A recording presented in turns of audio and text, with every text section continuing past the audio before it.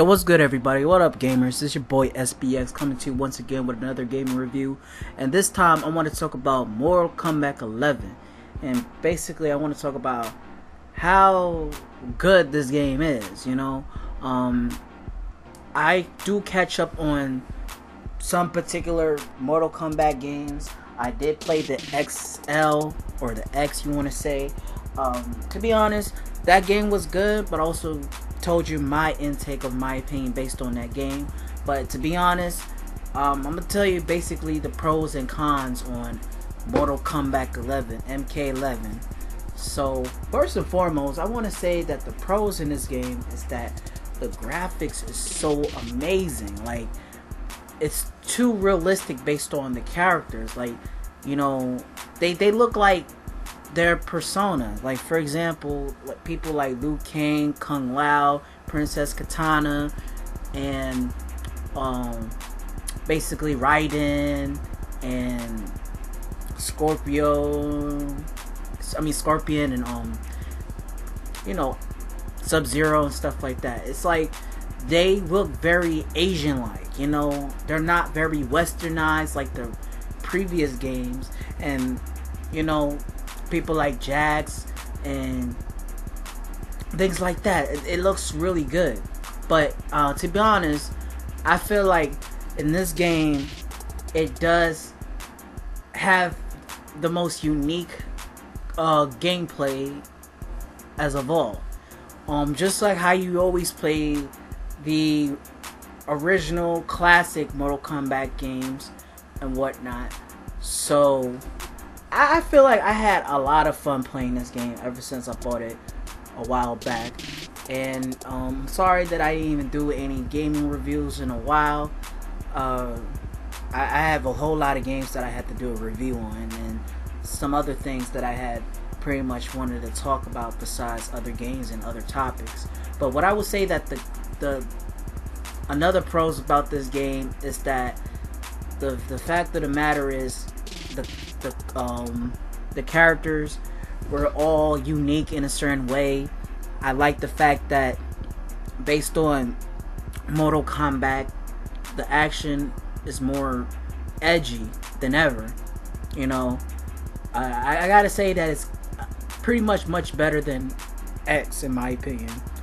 But all I can say that my cons in this game is, you know, despite the fact that some of the characters died from the previous Mortal Kombat games, I kind of still wish that they did return just to play with them. You know, they don't have to be shown on the story, you know, but it doesn't hurt to them coming back from the game, just like if how all these other people came back from the dead, like Liu Kang and Princess Katana, Kung Lao, and the list goes on. You know, the dead versions of them or whatnot.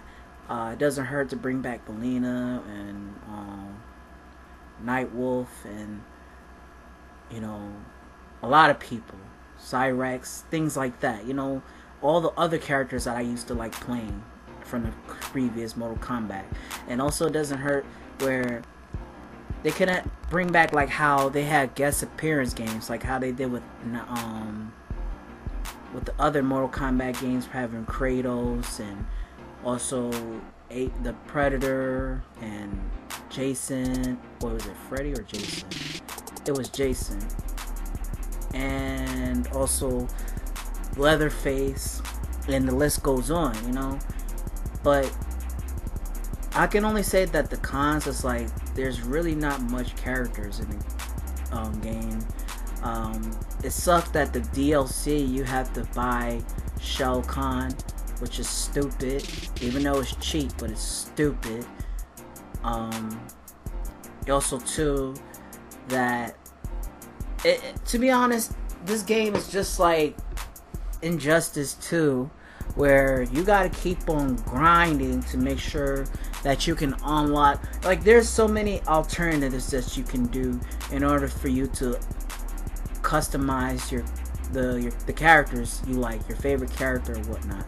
So it's just like Injustice. You gotta keep on doing a lot of towers and a lot of fightings to earn coins, and also go to the crypt, you know. And the crypt is cool, it's very adventurous, but it's very tedious at the same time. So this game is very tedious based on character development. AI, make sure that your characters is good. Sometimes you gotta do AI battles to earn some more things and whatnot. Also, you gotta do crypt, you gotta go through towers, and the endless tower is like, depends on how much of a reputation you can do on this game.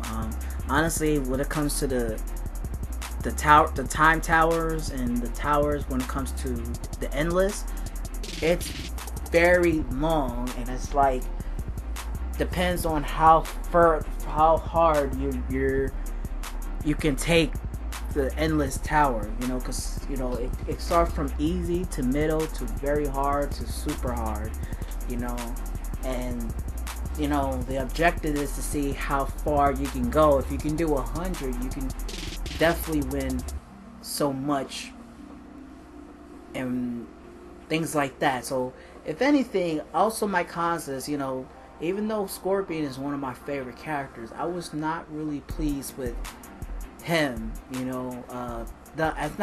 It's not how he looks, but I expected him to fight as the same stance as, like, maybe if I have to do some more with him, then that's it. But in the beginning, when I played as Scorpion, I was not really pleased in playing him. He's one of my favorite characters from the Mortal Kombat series, from the 9 through the 10, and also the XL. I had a hell of a good time playing Scorpion, but I was not pleased. But I'll probably work on him in the future. So I would say that my favorite characters have to be between like Jackie Briggs and who else? Cabal, and I would have to say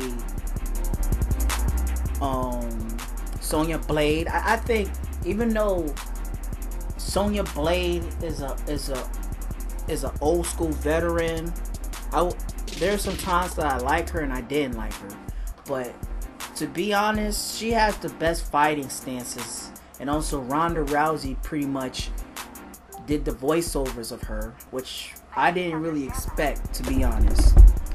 Sorry folks, my phone was messing up on some random things I didn't know. So on to the video. I really feel as if Mortal Kombat 11, what I can say, another con is, like I said, is that the DLCs was not really much. I was hoping that it'd have a better DLC, but maybe in the future they will. So it's still the beginning, and it's still the early process of the game. So honestly, I just hope that this game continue on just being worth playing. I say that Mortal Kombat 11 is worth playing a lot, just like how you used to play all the other classic Mortal Kombat classics and whatnot.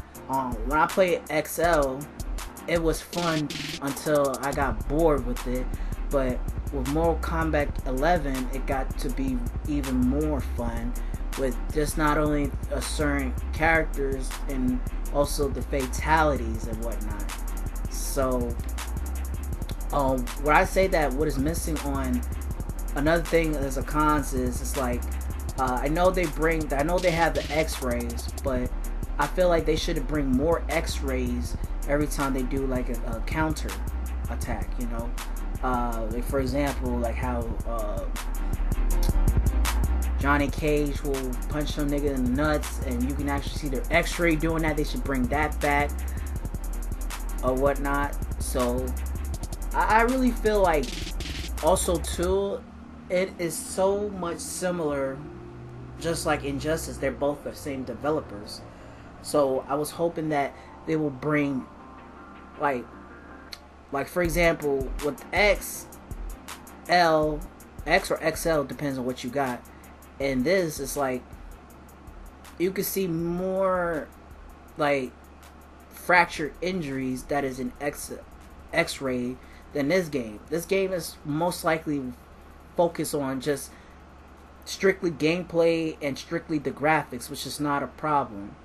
So sometimes in some games they worry about what they think is needed and they forget the true concept of a certain gameplay, you know, a certain of the nature of the game, if you know what I mean. But I say that overall, Mortal Kombat 11 is the most anticipated game I've ever played in my life. I never thought I would have so much fun, and there are some moments that I'm really good at Mortal Kombat, and there's some days that I really suck. So in my intake, Mortal Kombat 11 is always going to be an iconic game for generations and generations to come. So compared to the other classic Mortal Kombat games, they have their pros and they have their cons, but I would say that 11, like I said, is worth playing. I shit you not, folks. This game is worth playing. I spend a lot of hours playing the game. The story mode is not as long as any other story mode. Like XL, I was finished less than a few days. Not XL's, but 11, I was done in one day with the story mode. So it's really short, and you know, you just want to get onto the game. But this is just my pet peeve on just most fighting games, you know, like games like Tekken, games like Marvel vs. Capcom, and the Dragon Ball Fighters, and this game. Well, Dragon Ball Fighters is a little more longer, but my concept with just, you know, certain fighting games overall, they have a very short story mode, but they have a longevity when it comes to playing just the gameplay. If you get my drift, folks. So honestly, I really don't think the story mode was all that good, but it's not all that bad. I mean, it gets very good to the point of the game where Liu Kang got into a god form, and you know, everybody's looking back in time, and they're, you know, the future self versus their past self, which is interesting. So of course MK, the developers, thought maybe we should go a little nostalgic based on Mortal Kombat. So after the game or whatnot, after you finish the game, or if you want to do your customize your characters, I really think that, you know, all you gotta do is, like, you gotta keep on doing a lot of like AI battles, time tower, going to the crypt, and unlock a lot of characters, which is, like I said, is very tedious, and you get certain costumes and certain looks for your other characters, weaponry and whatnot. Like I said, like you can change the characters to the point where they can be the younger self, the older self, the dead, the alive, whatever. So that's the only thing that they can offer you. So you know, in some other games they will either give you like the dead version or the live version or whatever look version of a game, or they can put it separately. So I was assuming it could have been separately, but it does make sense that they are the same characters but in different ways, rather for dead or alive, young, old, present, future, things like that. But all I can say is that's how I can abbreviate my concept of Mortal Kombat. And like I said, the Crypt Tower is more tedious than ever. The previous Crypt Tower from the 9 and the X, it really was more interesting to play, but the Crypt Tower is more like, you know, you're just like the X, you're unlocking certain abilities, but you're not in a grave, you're in Gordo's temple, and you're just looking for like treasure, and you gotta, and to me, my concept is what I hate about just overall going to the crypt is you gotta make sure that you have enough money or coins, you can say, to make sure that you can be able to unlock certain treasure box and open them. And then also you gotta grab like a hammer, a sword, the blindfold of Kenshin or Kenji, whatever his name is, to see where you're going, you know. And that's a motherfucker too, where you gotta make sure that you, for example, there's something that you don't see in your naked eye, the blindfold can see it for you, and you don't want to get hit by those fucking ghost zombie motherfuckers. And I mean, I still need to finish on with the crypt tower to open a lot of things, but again, it's a very, very tedious mode ever, and you gotta have great patience and a great time, and you know, keep up with just playing this game. So this game will put you on a grind to make sure you get what you kind of want, if you know my drift. So my concept is just worry about having fun in this game. Don't worry about trying to make your characters too perfect, because it's going to be very tedious. It's not like it's Tekken or anything like that, you know. At least Tekken is more a real easier to customize each character the way how you look than Mortal Kombat. So it's just, like I said, it's just like Injustice, but I just think with Injustice 2 is that, you know, you just know where you can make sure your character is looking cool, but at the same time it's not as tedious as Mortal Kombat. But also, like I said, I had a hell of a good time playing Liu Kang, and Liu Kang is like the OG of this game, the Bicycle Kick, the Fatality. I'll have to say he's my #1 favorite character in this game, and Sonya Blade. So anyways, I highly suggest y'all to cop this game. Go get it. P4, Xbox, Nintendo Switch. All my gamers, get this game. It's worth it. So anyways, I'm going to have to wrap this up. Please leave your comments on the comment sections below. Hit that bell icon and subscribe to my channel. Until then, folks, SBX, I'm out. Peace.